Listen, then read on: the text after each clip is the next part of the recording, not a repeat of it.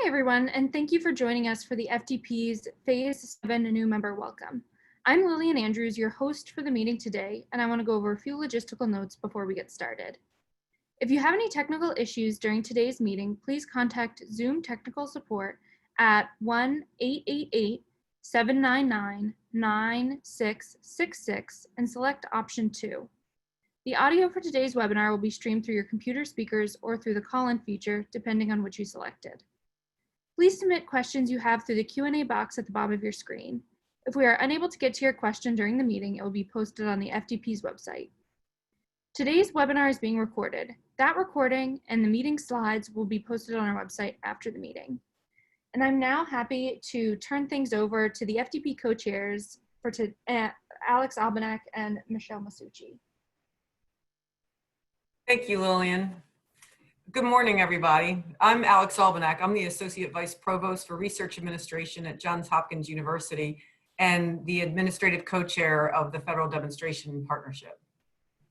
And I'm Michelle Masucci. I am the Vice President for Research at Temple University, and I am the FDP Co-Chair representing the faculty, and I am a faculty member as well at Temple University, holding the rank of Professor in Geography and Urban Studies and directing the center called the Information Technology and Society Research Group.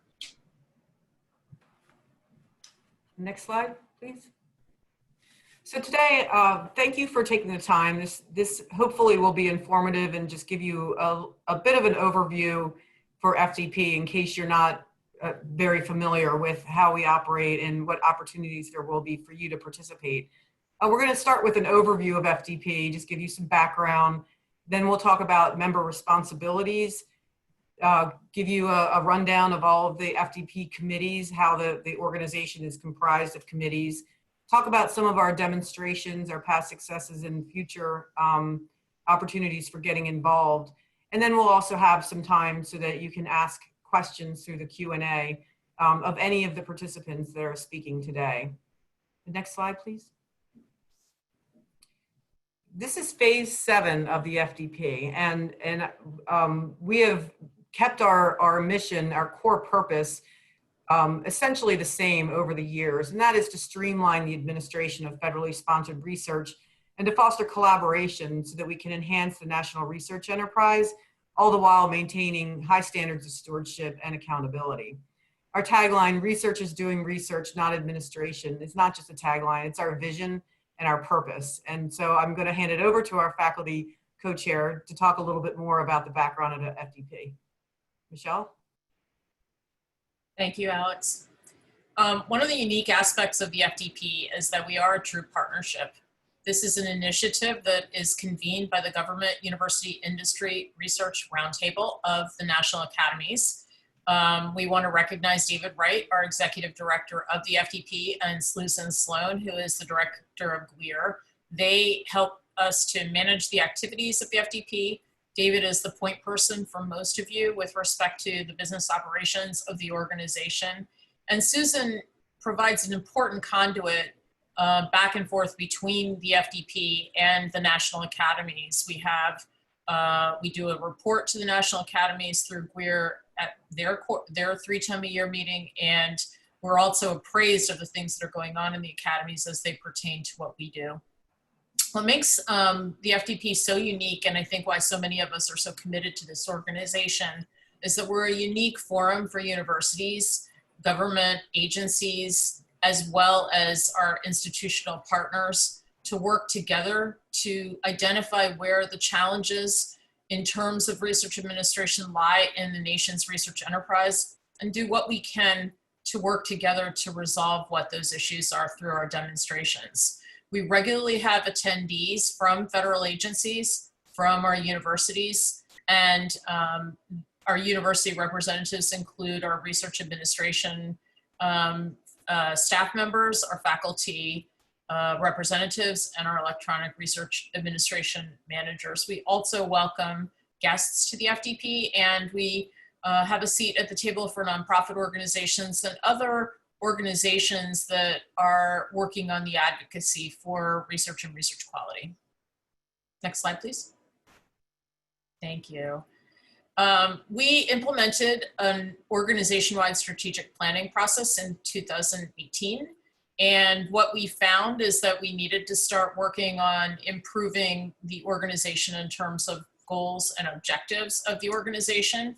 And that means that we focused on the objectives of demonstrating the positive impacts that we have on administrative efficiency and effectiveness, on implementing institutional evaluation to determine the relevance of the impact of the FDP, strengthening resources and infrastructure to sustain the FDP's growth, actively engaging our community partners, including administrators, faculty, and federal representatives, and really working to tell a powerful FDP story to our external audiences.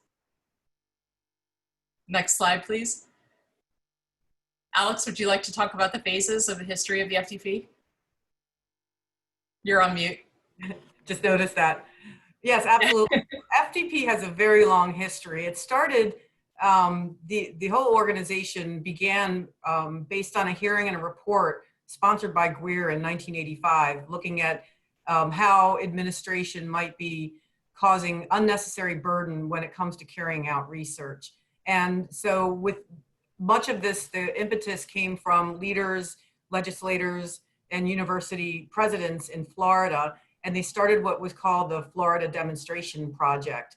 And that lasted for a couple years and was considered quite successful. And there was a push to try to broaden, there was a lot of interest in other people participating. So they opened it up to other participants in phase two and included people from all around the country in what was called the Federal Demonstration Project. After this many years of being in existence, it was recognized that this is no longer a project. This is really an ongoing partnership, and that there was many people in favor of continuing it. So starting in 1996 in phase three, it became Federal Demonstration Partnership, and we've been Federal Demonstration Partnership ever since. There's been some changes starting in phase four, surprisingly, considering our mission and vision. That was when faculty were invited to join. And then as of today, the faculty have become so prominent as participants, and that's where we moved to the co-chair system, where we no longer have just an administrator as the chair, but we have joint co-chairs, faculty and administrators, recognizing the importance of what our mission is to support faculty in carrying out research with minimal burden while, of course, ensuring the proper stewardship of the federal funds. The next slide. So go ahead. History of success. Would you like to talk about that? Oh, I can do that. Yeah, sure. Yeah. One of the things we do at FDP is really look to find where we have impacts that matter to improve the quality of research at our home institutions and really across the entire nation's research enterprise. So some of this is quite technical, like our expanded authorities, our standard federal research terms and conditions, which today to most of us seems like common sense, but when it first arose by the good work of the people at the FDP, it was not actually standard. And you could imagine that by having a standard set of terms, it really reduces the burden. Similarly, we have FDP subaward agreement templates that are used across the FDP institutional membership. And again, that saves tremendous burden in having to do different sub-agreements without the benefit of the template. We have standard government-wide terms and conditions. One of the things the faculty have worked closely on is doing the faculty workload survey, which now has been done 3 times and has determined that in the first 2 surveys, 42% of faculty effort is focused on administrative activities. And now the most recent survey, that's gone up to 44%. So we actually do that survey across our membership to understand the impacts of the kinds of regulations we deal with in terms of that. We have also created the FDP Clearinghouse for financial conflict of interest and the expanded clearinghouse. And we do a fair amount of reporting around research administrative burden in association with and in partnership with national academies. And that has led to really raising the awareness both through legislative initiatives as well as initiatives within the federal foundations and funding agencies to try to address the same set of issues that we address here. Next slide, please. And this is back to Alex. You're on mute. Did it again. Sorry, I have a lot of construction going on in my street, so I'm trying to stay on mute as much as possible. We want to just welcome all of our new members to Phase VII. We had a lot of interest, and we're so happy that we had such outstanding interest, and we're really looking forward to working with you and finding different ways that you can participate. The next slide. Overall, we now have 217 institutional members. That includes 48 emerging research institutions, which constitutes about 22%, and 32 minority serving institutions, which constitutes 15%. And then our 10 federal agencies who all participate in our meetings and do federal updates and work with us on a regular basis to try to achieve our mission. The next slide. And then we're going to hand it over to Jean Herman. She is the co-chair of the membership committee, which if you're not familiar, you'll know why she's talking now about member responsibilities. Jean? Thank you.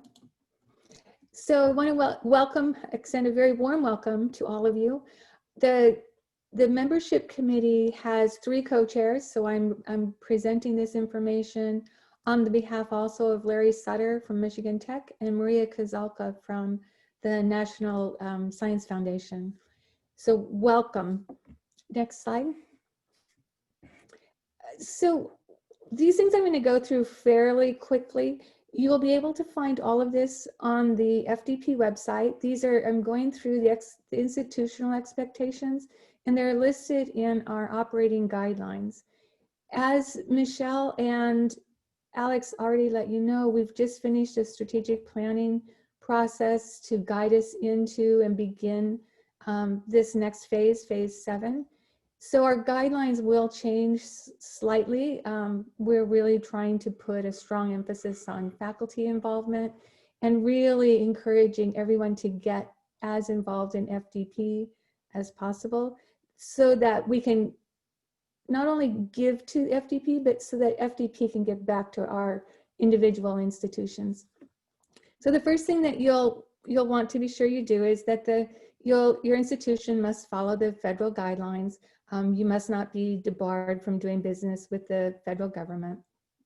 You'll need to appoint a faculty representative, an administrative representative, and if possible, a technical representative. Those will be done through David Wright, who you would learn from, introduced before. You've been communicating with him, and also Michelle had given you his information. You'll want to be sure that the administrative representative and the faculty representative attend at least 2 meetings each year, and the year will be measured on the calendar year, January to December. And that your institution participates in in as many demonstrations as is appropriate. It's not appropriate, depending on the demonstration, it might not be appropriate for your institution. Next slide, please. One of the commitments we have to each other is to make sure that our expanded clearinghouse profile is current and up to date. So if you have changes, you need to go in and update those as soon as you have them. We commit to each other to utilize the clearinghouse when you're working on your subrecipient monitoring activities. We commit to each other to use the FDP subaward templates. This has a great decrease in burden for all of our institutions. So it's required between ourselves for federal flow down money, but we also encourage its use in non-FDP institutions. And if we have any questions about how to use the subaward templates, there'll be a later webinar that will be recorded, so you'll be able to see that information as well. Each year, well, not each year, mostly we have an annual report. We don't do it every year, but you're required to complete that in a timely manner when requested. You'll have an MOU that needs to be completed, and that was actually due October 31st, so I'm expecting you'll all have already finished that, and remit the annual membership dues when invoiced. Next slide. So those were the requirements for institutions. It's important to remember that we have institutional members, so that's your institution, as well as representatives. So the representatives have expectations as well. And they sometimes overlap because we are representing our institutions at FDP. So you as a representative will be expected to attend at least 2 FDP meetings. We expect participation on committees, working groups, and we'll give you more information about how you can get involved in FDP. There'll be, Stephanie is going to talk a little bit about that later in this session, and then we'll have additional information on that in the January session. You serve as an advocate for your colleagues at FDP, and we also expect that you share the information you learn at FDP with your institutional colleagues. Next slide, please.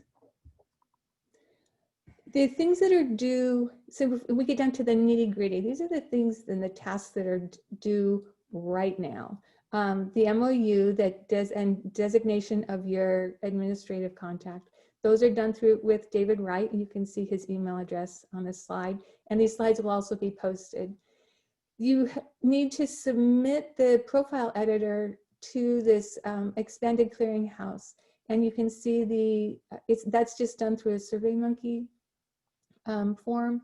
When you submit that, the clearinghouse will get in touch with that person, and you'll be able to begin completing your profile. And sorry, I can't see that slide. If you, some new members already have a clearinghouse profile. If that's the case, you just need to update you'll update your profile. You'll already have a profile editor, but you'll select the FDP member yes question as you go through the profile update questions. Next slide. Once you have your profile editor set, they'll go into these sections here to the URL you see on your screen. They'll to update the profile. If you have any questions when it comes time to update your profile, any issues, you can, this is the Expanded Clearinghouse profile. You can email the address there, expandedclearinghouse@thefdp.org. The team of representatives helps answer those questions. So just drop any questions you have, or if you're having trouble, drop the question in there. The Expanded Clearinghouse team is also doing a webinar that will be recorded that you'll be able to view if you're struggling with the getting your profile entered. It's actually pretty simple, so it shouldn't be too difficult. There is another profile that we have. It's the institutional profile that is handled. That's when you go to the FDP website, you can look up the various institutions. That is handled by David Wright, and you can email him if you have any questions about how, what you need to have done there. You need to designate your faculty and technical representative. Again, David Wright is your contact for designating representatives. There'll be a new member orientation on Friday before the next January meeting. That'll be Friday, January 8th. It'll probably be right about this same time point that we're having this webinar right now. It will also be recorded. You'll attend I'm sorry, tongue-tied. At the January meeting, we will have a plenary session where each of the committees that will be described soon will do a short update so you can get information about what type of work they do, and they'll also be presenting what sorts of volunteer opportunities they have within their committee. Next slide. Here's a quick reminder of those dates. Oh, I went ahead and it is noon to 1:30. So Friday, January 8th, we'll be going into even more detail than we've gone here, really focusing on how you will be able to engage in FDP work. And then Monday, January 11th at the afternoon plenary session is when all the committees will provide their updates. Next slide.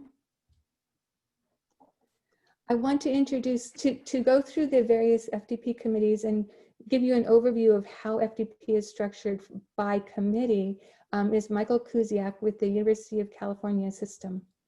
Michael. Hey, Michael, before you start, we do have 2 questions.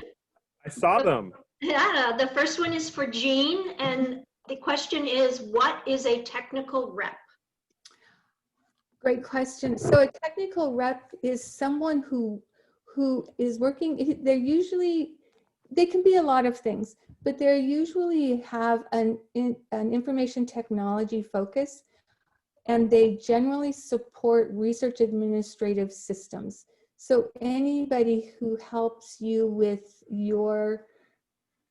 research administration systems, which can include submission to grants.gov, how your IACUC, your IRB, any of your compliance committees route and approve their protocols or registrations. Great, thank you. And the second one's a little more detailed, and Stephanie, I hope that you could answer this one. The question is, during the appropriate portion of the presentation, can you explain how the use of the FDP subaward templates and the expanded clearinghouse can be used by the third-party system-to-system vendors where the subrecipient data is managed? For example, Cayuse and subawards.com. How were these systems, processes, and forms developed collaboratively to reduce administrative burden, especially rekeying? Oof, okay, well, that is a big question. So hi, everybody. I'm Stephanie Scott. I am the co-chair of the FDP Communications Committee, but I'm also the recent former co-chair of the subaward subcommittee. So I told everyone prior to this call, I said, if subawards questions come up, you could direct them to me. As Jean mentioned, there is going to be a separate webinar that goes into a lot of this detail, but I will quickly answer your two-part question. I'll do the second part first, which is how are these systems, processes, and forms developed collaboratively? So, and it sounds a little bit more like you have a technical, you're speaking on the technical aspect of it. But first of all, the way the subboard subcommittee is structured, there are many work groups of volunteers that, one, develop the content of the templates, and collectively as a committee, the work group starts working on the content. We then bring it to the larger membership of folks that participate in the subboard subcommittee, and we all have to agree in terms of the content. And it's very carefully thought out and vetted through to ensure that it's compliant with uniform guidance regulations, and we ensure that we get everybody's input. That's generally how a working group works, but I'm going to talk about that a little bit later on in the presentation. And in terms of the technical aspects that you brought up, such as Cayuse, we do understand that some organizations may automatically generate or pre-populate their templates using data from other systems. And so on the subawards form page, and perhaps later on in the presentation I can direct you to that, there is a document out there. I guess it's sort of a data dictionary. It's to help your technical folks with programming so that they could figure out how to pre-populate those templates for you. And so, again, I think it's better to save some of those very detailed questions when you have the subboards co-chairs giving their specific webinar. But during this webinar, I'll try to pull up those links and send them to you on the chat. How's that? That sounds great, thank you. We've got a couple more questions, Jean. If the admin or faculty rep cannot attend the scheduled meetings, can they identify someone else to attend on their behalf and have that still meet the attendance requirements of the membership? The short answer is yes, that would meet the requirements. But the longer answer is that it's really important to remember that we're working as committees. So as if someone is working on a committee, it's hard to flow somebody else, an alternate representative into that work. I think right now, particularly with the pandemic happening and our meetings being done virtually, it should really ease the attendance requirements, because it's not that hard to set aside time on your calendar. You don't have the travel time. So short answer, yes. Longer answer is we really encourage a single person to do that, so that just your institution could get the greatest benefit, as well as FDP getting the greatest benefit. Excellent, thank you. And the last question is very short. The times for the onboarding webinars that you put in the slide here, is that for Eastern time zone? That is Eastern, yes. Okay, thank you. Yeah, no respect in California. No respect. Oh, I'm in Central. I'm in the Central time zone. I've started just doing everything Eastern because people can make that calculation quickly. My apologies for not putting Eastern on there. We'll fix that before we post the slides. Now off to you, Michael. Thank you. Well, thank you for having me here today. Just to amend what Jean was saying, though, I would say that it's really awesome when you have folks other than your admin rep and your faculty reps attending our meetings. I was one of those people. I was just a staff member at UC Berkeley and then at the office of the president of the University of California. And truly, I was in awe when I showed up at these meetings. And as I've shared with others, being a part of FDP has been transformative in my career in research administration and research policy. At the heart of what we do, to what Jean spoke to, it's about our committees. And I just want to pause for a moment and make sure that we understand that we are a partnership. And that's what the P in FDP means. And it really comes, the content, the tools, the demonstrations that we run really is a function of the people who actively contribute to the organization. This is not meant to be a passive organization where you show up and get an update. Although I've got to say some of I know our federal updates are some of the updates that people really do look forward to, but I would encourage everyone to find a pathway to be involved with an FDP committee. And I'm going to go through them right now. Next slide, please.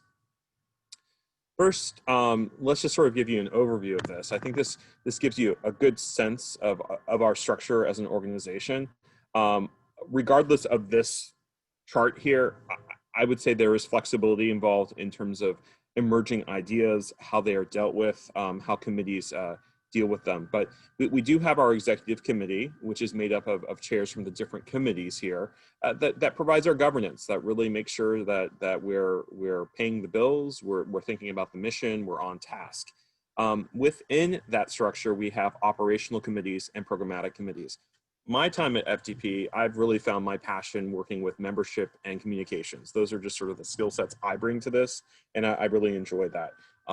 My goal, and I'll just say this now, you can write down my name. If you're ever looking for a way to figure out how you will be involved with FDP, give me a call, send me an email.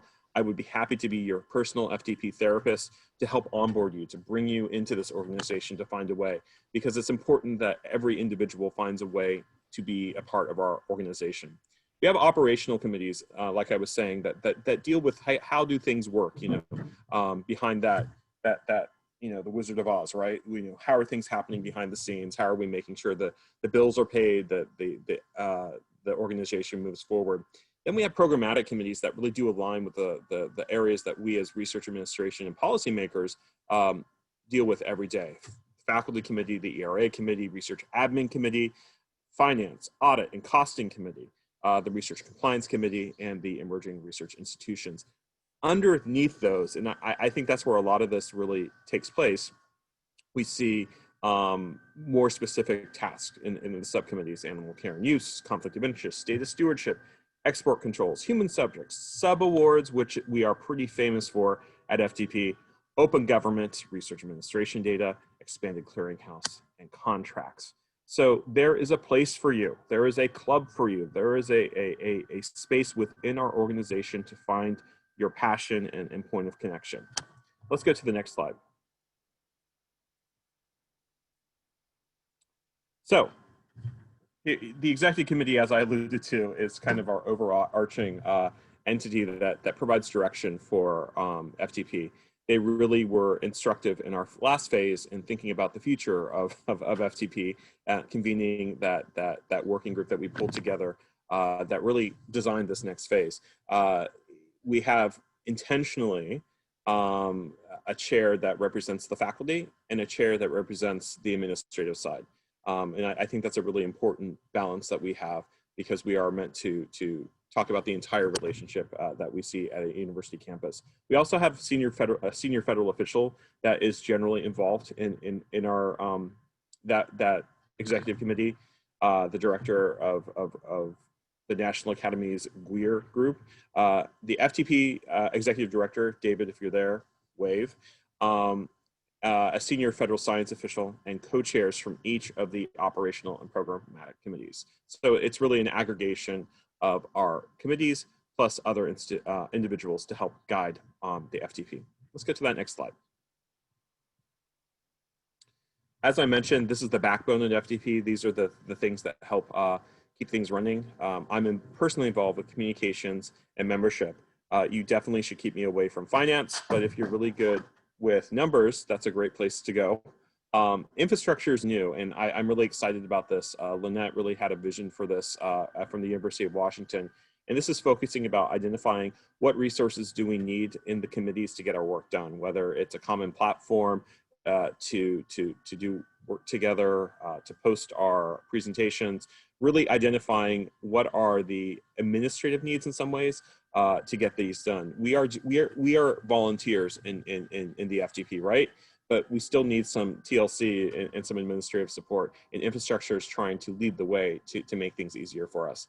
Finance is really thinking about the overall, financial picture. They're thinking about, what dues are. How do we make sure that when we have a in-person event, we are recovering the costs of those events. Communications has been a really fantastic journey to be on. Stephanie's really activated that group, and we're looking for ways to externally talk to the world and also work internally in talking to FDP. If you like to write things, if you like to talk about stuff, I highly encourage you to consider communications. Membership has been a lot of fun too. That's where I've been most active in the past few years. We're trying to understand membership engagement there. How do we make it easier for you as members of FDP to be involved? We think about some of the administrative minutia. Where's your report, but we also just want to find ways to encourage you as members to be a part of this organization. Let's go to that next slide.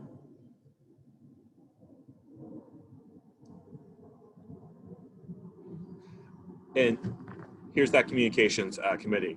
Again, it's about publications, really kind of setting the style of what we look like at FDP in our publications. We've done some great work in the past year in really getting to a better place, I think, and coming up with a more uniform feel for the materials you see for FDP.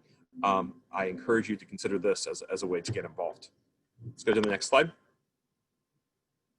Finance Committee, budgets, financial related policies and procedures, monitors the payment of dues. If you like stuff like this, I encourage you to step up and be a part of the Finance Committee because, again, you don't want a Michael Kuziak on that committee. We want someone who really likes numbers and stuff like that. So please consider joining the Finance Committee. Let's go to the next one. Infrastructure Committee. I'm very bullish about this as previously talking about. It's going to help us really focus our efforts in the committee. It's going to help us really identify the resources we need. And in this time of working from home, and I'm shocked my kids haven't jumped out yet, or my dog hasn't jumped on my lap, or my cat hasn't jumped up behind me. I think we have to be gentle with ourselves. We have to have a little grace about what it means to be a volunteer for an organization like this. So what I'm really grateful for in this next phase is that we have a dedicated committee that's going to think about how to make it easier for us as volunteers of this partnership to get that job done, right?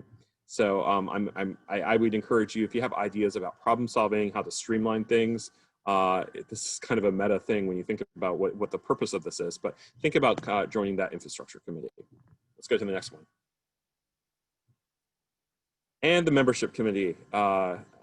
This is where I've had the opportunity to hang out with Jean. I love my membership committee. We're just always trying to find ways to increase participation. We want to be the agents to make you want to be a part of FDP. And I, as someone who probably felt very intimidated, even though it might not seem like I'd be one who would feel intimidated, but as one who felt very intimidated, I'd say in my first few years in FDP, I think that, think about membership as a place where you can come with your ideas about maybe how we could do things differently. I mean, this is where we've talked about changing meeting formats, in how we can maybe do other ways of innovating FDP. So bring your ideas to the membership committee to make this a more engaging experience. And if you have any background in that I think that would be fantastic. Let's go to the next slide. Now let's go to all these programmatic committees. There are 6 programmatic committees, and some of them have subcommittees and working groups underneath them. I think many of these are self-explanatory. Electronic Research Administration, wow, I remember when that was all new stuff, right? Grants.gov, baby. If you remember Pure Edge, I was one of those people. One of my most important experiences in early engagement with FDP was trying to figure out, as someone who worked at the University of California at Berkeley, how all of our Mac users could actually submit a federal government grant application. And it was the work of the Electronic Research Administration Committee and other groups affiliated with the FDP that really tries to solve those issues. And you know, Cynthia, who asked that question about data and stuff, I'm going to nominate you to get involved with this committee, because you know, I would still like to see an electronic award coming in from our federal agencies, and I'd like to see other data you know, being sent out there so that we don't have to worry about redundant data entry. Emerging research institutions. I think what's fantastic about FDP is that we create a space for these emerging places, for these emerging centers of excellence where you're seeing research happening. You know, I'm at a pretty emerged research institution at the University of California, you know, 10 campuses, 3 affiliated national labs. But this is really meant to be an incubator and a space for these groups to get together and understand their common concerns, and how can FDP be a conduit to support them. The faculty committee, you know, Michelle, we're going to go over to you. I think there is a specific slide for that. So how about once we get to that slide, I'll hand that over to you, unless you want to do a little something right now. I'm happy to talk about the faculty committee. Talk about the faculty. Sure, sounds good. First of all, what's unique about FDP in terms of engaging the faculty is that the organization has evolved to a point where, if we're going to do our work effectively, we really need to be understanding the experience that faculty are having in implementing their federal awards. And I think that's what was contemplated when faculty were brought into the organization. Every institution that's a part of the FDP, we would like to see a faculty representative named, and there is a committee called the Faculty Committee, which is a committee of the whole, meaning everyone who is a faculty member who's the representative from their home institution is automatically a member of the faculty committee, and that makes it a little bit unique in our structure. We're a minority of the organization. This is an organization primarily of research administrators, but we do want that faculty voice, and so we caucus together at the meetings, and we have a steering committee of liaisons and co-chairs around the committee structure that Michael laid out so effectively for us. And the idea there is to make sure that there's a voice in the room when things are being discussed, like a clearinghouse or like a demonstration around regulatory new guidance that might affect faculty in the labs or faculty doing their work. And so we want to make sure that we're part of the conversation as those demonstrations are being put together.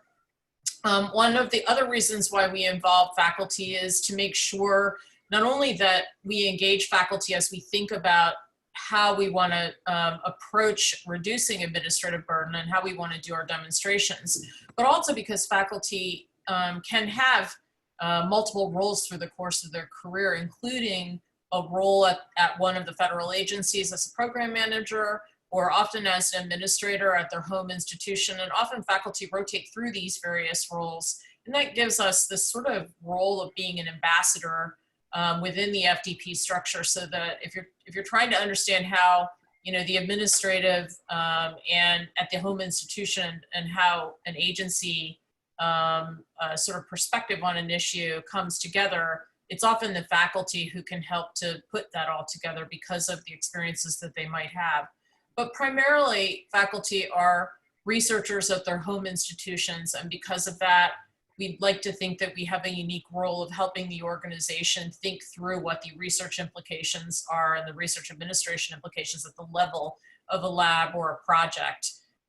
Finally, we are very quick to work with our federal partners. We're often tapped by the federal partners to be able to give a perspective on, for instance, a new program approach that might be contemplated in one of the federal agencies, so that they have a better perspective on how faculty would connect to that.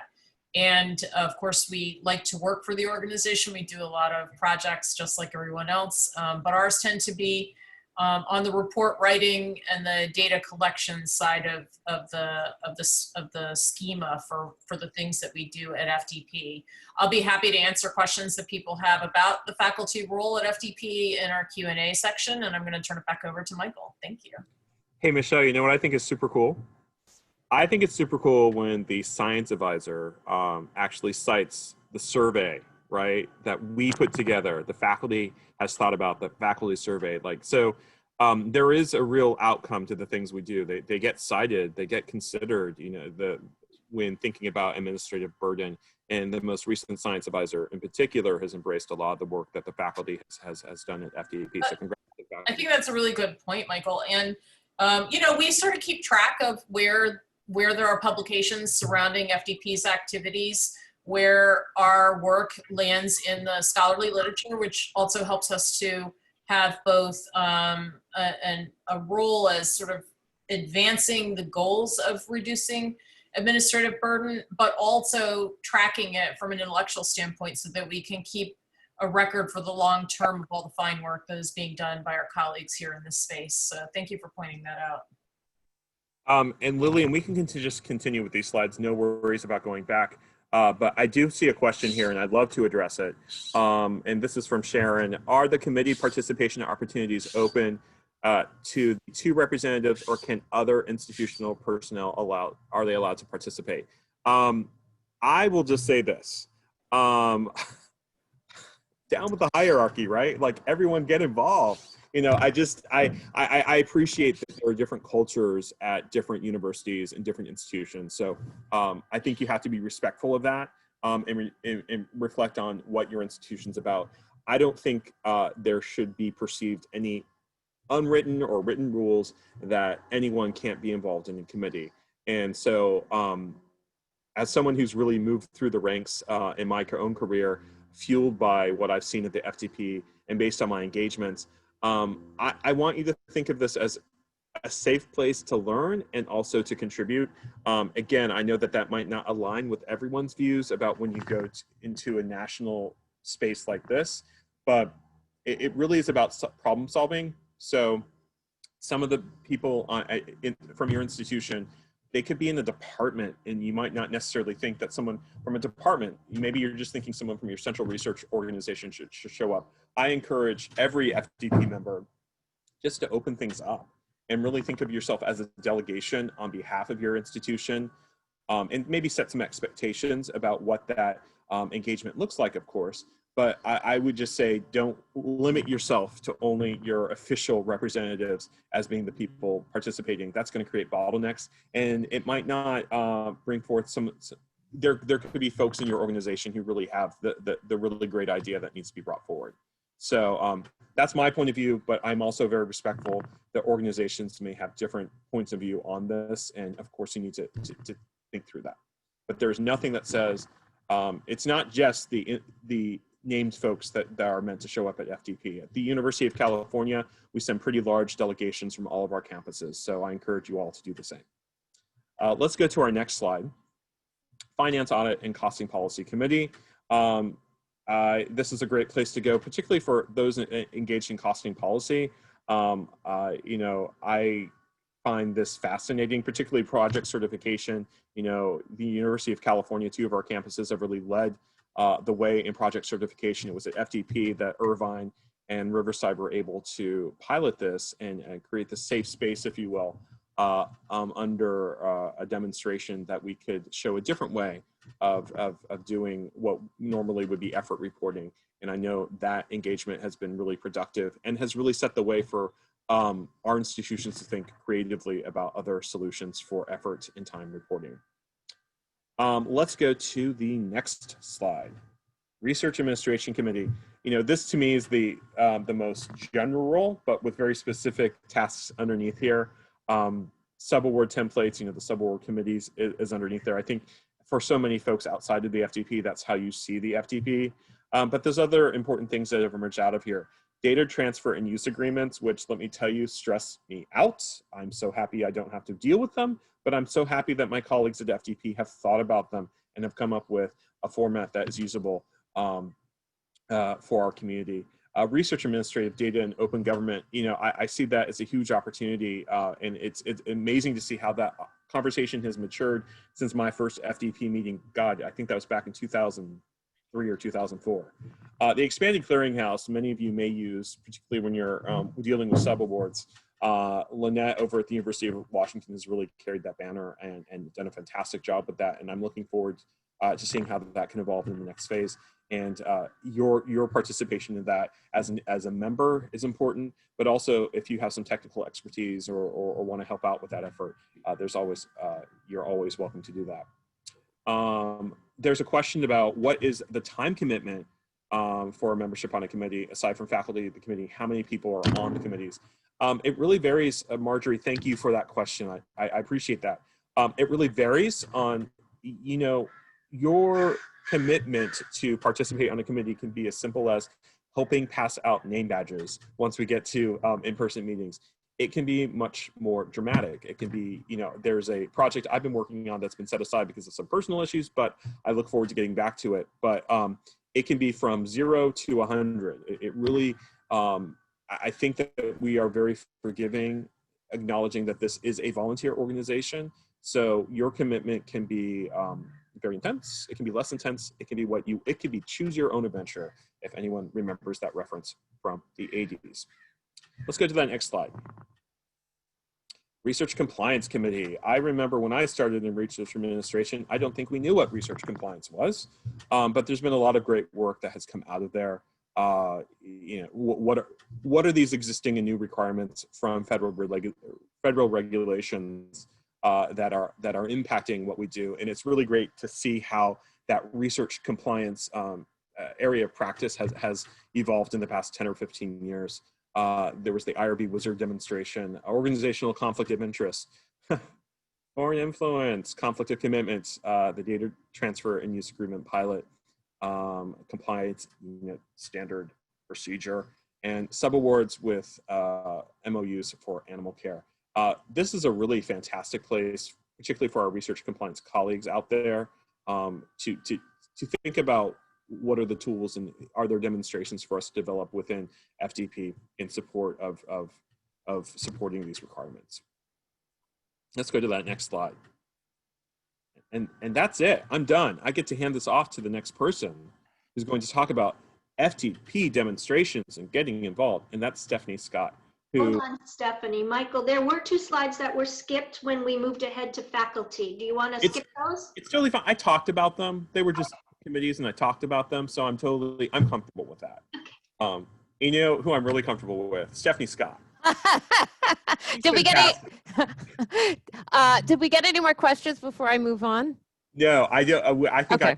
All of them as we move through. Stephanie, you are amazing. You created the communications committee. You brought that committee to life, and you have contributed so much to this organization. And I think you are a model for us for how you can get involved with the FDP. And oh my goodness. Again, I want to just offer, I am willing to be anyone's personal guide in onboarding to the FDP. Just give me a call. Last name's Kusiak, K-U-S-I-A-K. You can contact me at michael.kusiak@ucop.edu. Would be happy to guide you and get you excited about the FDP. Stephanie, it's all you. Oh my God. Michael, you're awesome. Thank you. Thank you for that amazing introduction. So here I am again. I'm Stephanie Scott. I'm the Director of Policy and Research Development over at Columbia University. At FDP, I'm currently the chair of the Communications Committee, and I am the very recent past chair of the FDP Subboard Subcommittee. You know, in listening to Michael, and as I'm about to go through my presentation on the definition, the D in FDP, which are demonstrations and how to get involved, you triggered in my mind, Michael, about how I got involved with the FDP, and so I'm definitely share your testimony. Stephanie. I'm gonna do it. I'm gonna explain exactly how I got involved, and I didn't intend my first FDP meeting until I attended my first FDP meeting in 2014. It was the tail end of Phase V, entering Phase VI. I really didn't know anything about the FDP other than its moniker on the FDP subboard templates, and that's how a lot of people recognize the FDP. I mean, besides all the wonderful work that we do. And I went to my very first meeting then because our organization at the time, like all organizations, we were reassessing our policies and procedures to get ready for the uniform guidance, which was about to go live. And so I decided to go learn as much as possible. And that's when I really started understanding, oh, the FDP is a place where you roll up your sleeves and you actually do work. And so the heart of FDP happens to be, it's volunteerism. And during that very first meeting, I had gone to the subboard subcommittee session, and I had learned of an opportunity where a work group is being formed to revise the subboard templates to be compliant with the uniform guidance. And I asked my boss, I was like, wow, I think I want to participate in this work group. I don't know what's involved yet, but I think I'll learn a lot, as well as, I'm willing to do some work to participate in this because it will certainly benefit our organization as we were revising our policies. Well, so I started participating in that group. And then once the templates were released, I brought up to the co-chairs of that committee, I said, you know what would be great? It would be great if we had some FAQs and guidance documents to accompany these templates. So the way another demonstration came to be and came to light was I suggested it to the co-chairs of that committee and brought it to the membership, and everyone agreed that this would be a great thing for the FDP to have. So I, initiated then the FAQ work group, and now we have, I'm not kidding you, 85 FAQs that accompany the subboard templates. Which was an idea that I brought up to the co-chairs. So I started leading that work group, and a lot of people got involved. And that was that's a tool that now a lot of people use in addition to the templates. Eventually, because I had volunteered a lot of time into that work group and I was getting involved with other work groups, I became the co-chair of the subcommittee, and I was co-chair for 4 years. And then I just recently took on this role as the co-chair of the communications committee, because at my current organization, I'm very involved with communications and disseminating information to faculty and administrators. So I'm an example of someone who only got involved about 6 years ago. I was not at the time the administrative representative. My boss had sent me to a meeting. And so it's another example how also at your organizations, you can have staff who are not named representatives volunteer in these work groups, which will help with their professional development. And I can 100% attest and tell you it has absolutely been the highlight of my career, participating and volunteering in this organization. It has absolutely helped me with my professional development. I have gained a huge network of friends and colleagues who I could contact now to bounce ideas and questions off of. And so, because I know that question came earlier, absolutely you can have people within your organizations participate in work groups, and we encourage that. And so I'm going to talk about getting involved and demonstrations. And one other thing that I'll say is that you're entering the FDP at a great time, Phase VII, because collectively we're trying to identify more ways to really do more outreach, to find more volunteers. We get the question a lot, well, how can I get involved? And I think we want to make the process as transparent as possible. We want to find more venues to find out how you can get involved. And I'm going to talk about some of those current ways in a second. So next slide. So let's talk about what a demonstration is exactly. And we redefined the term demonstration about a year ago as part of our strategic planning initiative, where it's not limited to just these large scale projects or implementations. What it is that it can be a survey. It can be an exploration of an idea. There's actually so much output that the FDP produces. We felt that each and every one of these things really could be defined as a demonstration and really showcases the variety of products that comes out of the FDP. So a demonstration has specific objectives and may require an evaluation of outcomes in order to determine the suitability for the full FDP. I'll talk about that in a future slide. It normally involves at least one member institution and may involve a federal agency representative. And it must be approved by the appropriate committee co-chair, or sometimes demonstrations have to go up the chain and get approval from the executive committee, just based on the demonstration type. And there are 5 different types, and I'm going to go through them in the next few slides. So next slide. So what are the 5 activity types that make up a demonstration? Essentially, it starts off as an exploratory initiative or a study or potentially white paper development.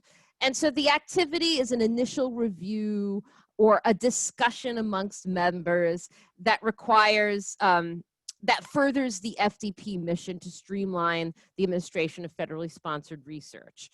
And so really, discussion, it always starts off with discussion. Hey, is this an issue for your organization? Michael talked about the project he was working on, the Other Transaction Authority project. I remember where that started out, where with initial discussion amongst members, well, what is your organization doing about this? Or are you receiving a lot of OTAs? Is there an opportunity here that we've identified where we can explore this further as something where maybe we can collectively identify ways to reduce burden?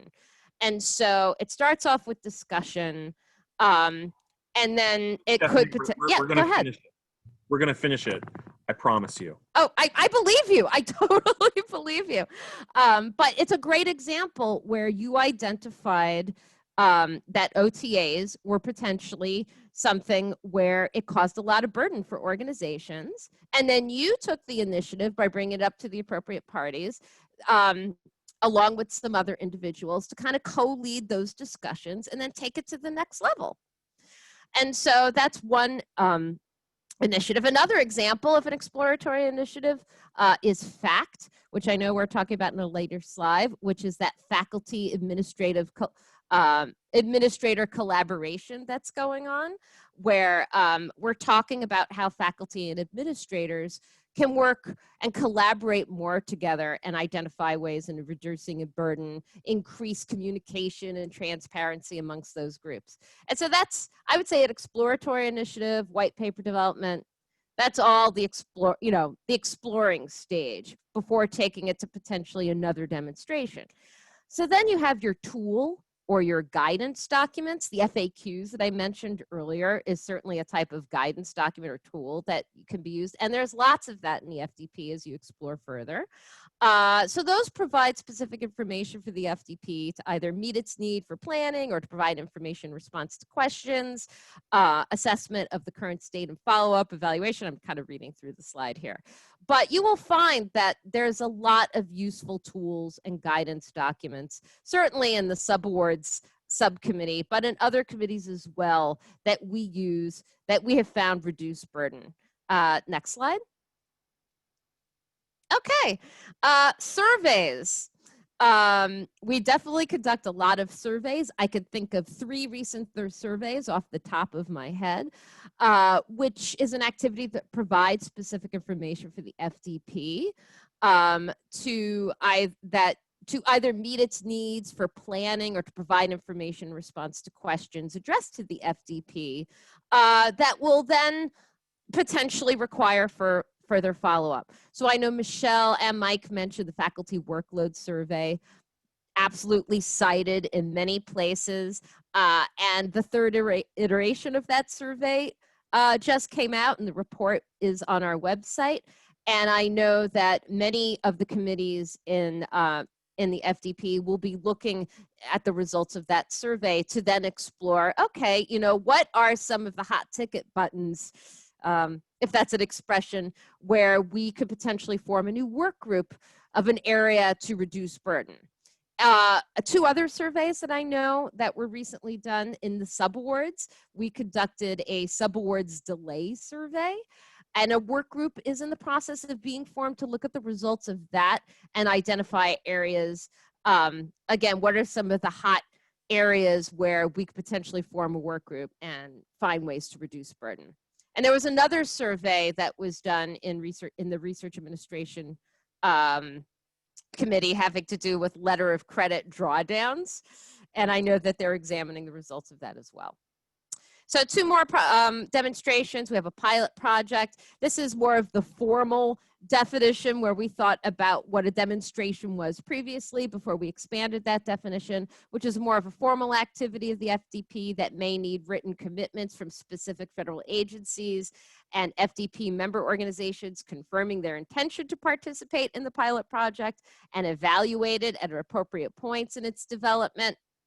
And then an ongoing project is something that we know has demonstrated that it's reduced burden, and it's an initiative that's just going to keep on going, and we're going to keep improving it.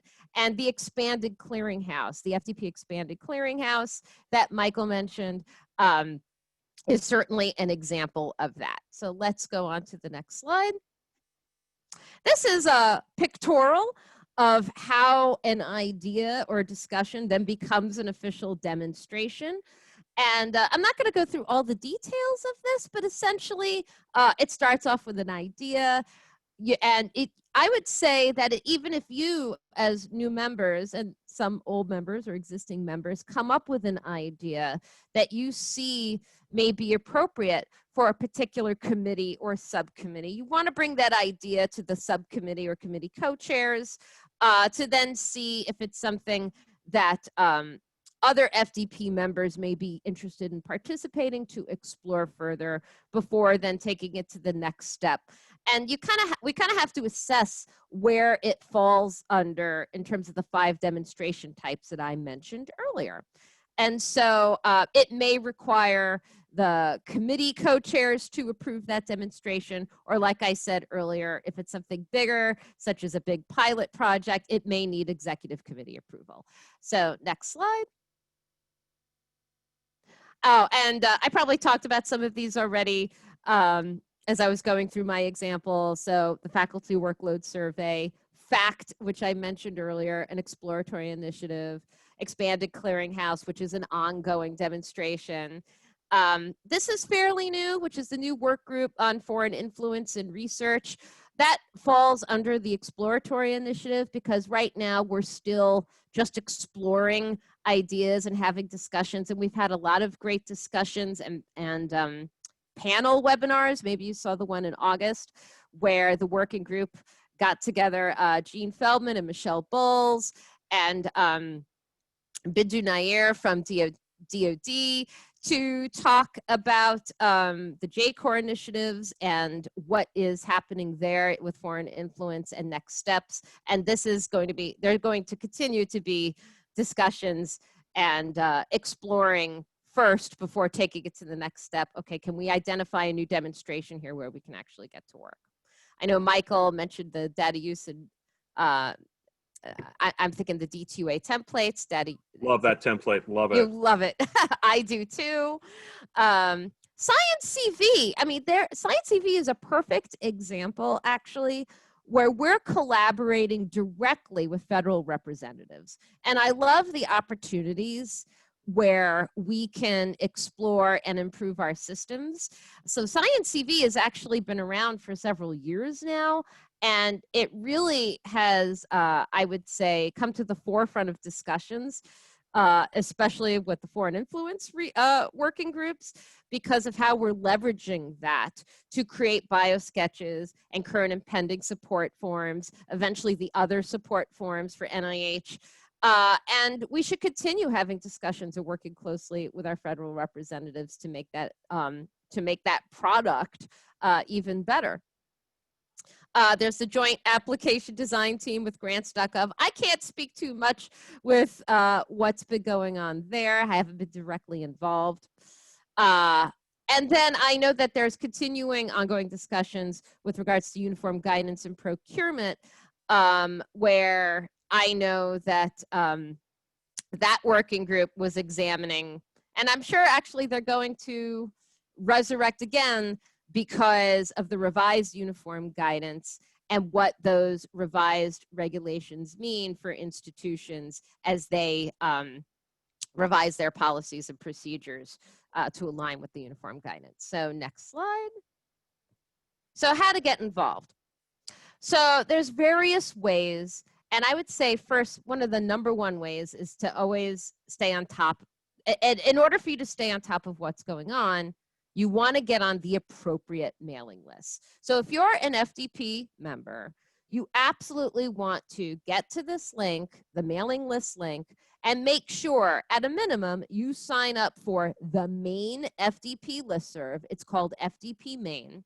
That's how you are alerted for when they open up registration for you to attend the meetings. And when you go to that hyperlink, you're going to see checkboxes for all the various committees.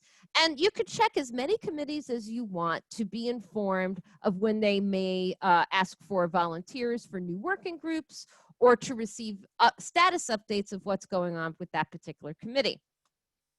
You can also, so that's one way, and I would say one of the best ways to stay informed of what's going on and to learn of new volunteer opportunities. Another way to see what's going on is to go to the individual committee web pages. So if you go to that link, you'll see additional hyperlinks that will take you to each committee's web page that will highlight the current activities they're working on. We also have information on the operations webpage, which will provide you with our operating guidelines and just some general information in terms of how the FDP works. And we have a new webpage actually that was just recently created, or it was actually to align with this new definition of a demonstration, which includes a current list of demonstrations and which committee is overseeing it on that demonstrations website. And actually, and finally, it's always a good idea to browse through quickly the website here, the meeting, which includes summary meeting notes. And you'll see in the summary descriptions of the last meeting in September where certain committees are looking for volunteers or where they may be forming new work groups and who to get in touch with and how to get involved. And so that's another way to identify opportunities. And like I said earlier on, this is a great time, Phase VII, because we're trying to find new ways to make it more transparent for you to very quickly identify where we may be looking for leadership roles in some of these committees or where we're just looking, for volunteers. And so next slide. This is our contact information. We're not quite done. But Alex and Michelle, those are their email addresses if you want to contact them directly for any reason. David Wright's email address. Jean and Michael are both members of the membership committee, so we gave the general membership committee email address there. And for communications, you can reach us at communications@fdp.org. And I think we're ready to take on some more questions. So Stephanie, we have one at the moment. The question is, have there been any committees working on a universal federal award template? Ooh, I think this falls under the ERA committee, and I'm not 100% up to date on what's going on there, but I believe there have been some discussions on this. Anyone else here on the panel know what's happening there? I know the Department of Health and Human Services is working on a common design. So that's one step forward in the right direction. I think you're right. The ERA area would be appropriate to discuss that. So I would encourage also to look at the September meeting notes, the summary notes, to see if that was brought up in the ERA committee. I can't remember off the Thank you top for of my that head. question, UC San Diego, new FDP member. Sorry, I'll point that out. Are there any more questions that anyone would like to share? Well, Stephanie, You do Twitter, don't you? There is an FDP Twitter. So some of us, when we actually do meetings, like 4 of us, do the Twitter, and it was very enchanting. I used to live in Germany. I speak German. I know about Germany, and there is a political party called the FDP, which some folks about 2 meetings ago got confused and thought we were talking about them. So just be warned, we are the FDP of the United States. We are not a German political party, but there are a handful of us that do try to do the Twitter when we're at meetings. I can just jump in about the universal form. A lot of that is we've been working with our federal partners on the Data Act and trying to have universal data feeds so that everything will be consistent. So that would be the first step. It's been a long haul, but I think they've really made a lot of progress. And then based on that, being able to move to a more universal format for our awards as well.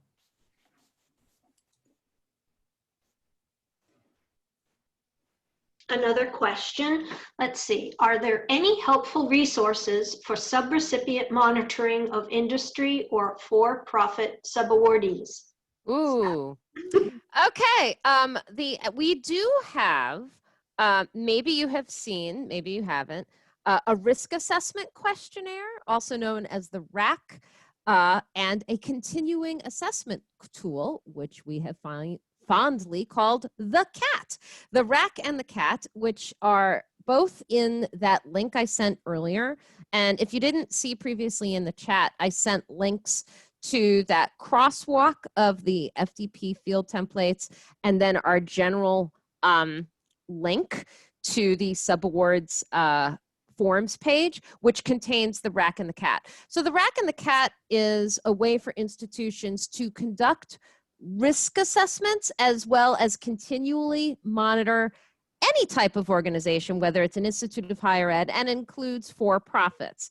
I know that the subboard subcommittee is probably going to revisit the RAC because the RAC and the CAT were designed about 4.5, 5 years ago when uniform guidance was still new. And now that the revised uniform guidance is taking effect November 12th, I believe that there's going to be a new working group formed to revisit those tools, to update it, and to simplify it for uniform guidance. So I do recommend going there to look at the RAC and the CAT, and that might be an area that you're interested in volunteering in once that work group gets started.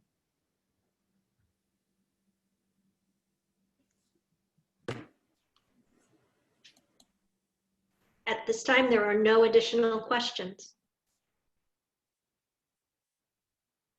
Okay. Who wants to end it off? Should it be me? Well, I know that I want to thank everyone for participating today on this very important day, being Election Day. Thank you for taking the time. There's certainly going to be, you know, a lot more resources available to you, including the webinars that we mentioned to you earlier. We're always here for you to answer any questions that you may have. And that's all I have to say. Anyone else have any final words? No particular wisdom, just thank you. Thank you for coming. Oh, we got a question. When will this presentation be up on the website for reference? Oh, thank you for that segue. So it will be up probably later today or tomorrow. Both the slides and the meeting recording will be posted on the website. And thank you everyone so much for your time. It's a great presentation. Thank you. Bye, everybody. Thank you, everyone. Thank you. Bye.